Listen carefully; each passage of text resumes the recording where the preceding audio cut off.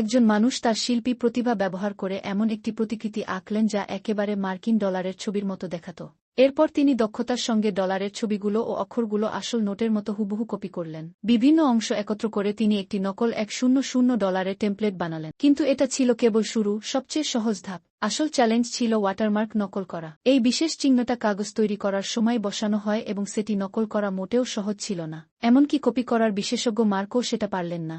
এদিকে দলের নেতা হেনরি একটা নতুন আইডিয়া দিলেন। যদি প্রথমে ওয়াটারমার্ক বানিয়ে সেটা 2 পাতলা স্তরের মাঝখানে রাখা যায়, তারপর 3 স্তরের কাগজ একসাথে চাপা যায়, তাহলে আসল নোটের মতো ওয়াটারমার্ক তৈরি করা সম্ভব হবে এবং নকল নোটের মোটা পাতলা নিয়ন্ত্রণও সহজ হবে। তদন্তে হেনরি জানতে পারলেন, আসল নোট ছাপানোর পর যে কাগজ বেঁচে যায় তা টেলিফোন ডিরেক্টরি বানাতে ব্যবহার হয় এবং তার পুরুত্ব আসল নোটের 1/3 অংশ। এটা ছিল তাদের জন্য একেবারে উপযুক্ত।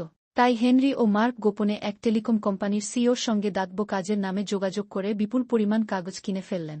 এরপর তারা তৈরি করা টেমপ্লেট ব্যবহার করে প্রথমবারের মতো নকল নোট ছাপাতে শুরু করলেন। বিশেষজ্ঞরা যখন নোটগুলো পরীক্ষা করলেন, সেগুলো একেবারে আসল নোটের মতোই দেখাচ্ছিল। সবাই বলল, এগুলোকে নকল বলে চেনা সম্ভব নয়।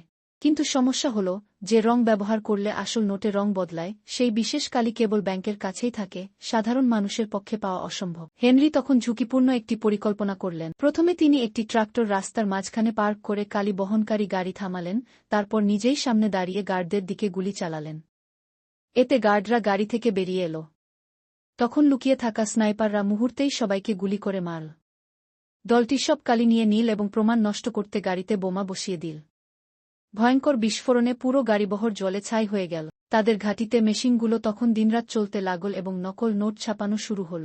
নোটের ডিজাইন এতটাই নিখুঁত ছিল যে আসল নোটও তার সামনে ফিকে লাগত। কিন্তু মার্ক খুশি হতে পারলেন না, কারণ তিনি জানতেন এই কালি বেশিদিন টিকবে না। সমাধানের জন্য তিনি হেনরিকে নিয়ে বিভিন্ন দেশ থেকে কালি সংগ্রহ শুরু করলেন এবং মিশ্রণ পরীক্ষা করতে লাগলেন।